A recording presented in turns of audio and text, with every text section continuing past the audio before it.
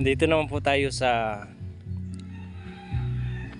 daan papunta sa Fernandez family, na kung saan sila po ay isang tribo ng Dumagat na nag-aaral din po sa Katutubo Elementary School. Ayan po, lakad po tayo. Andun na po yung aking kasama si Junel.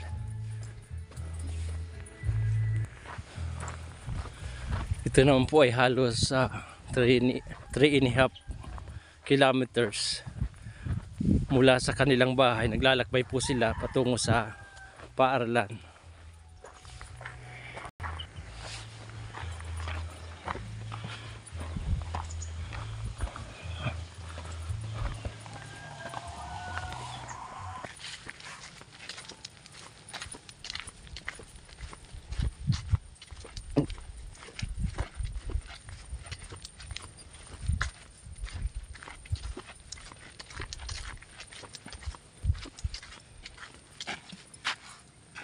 Pinindot mo na? Opo. Okay, sige.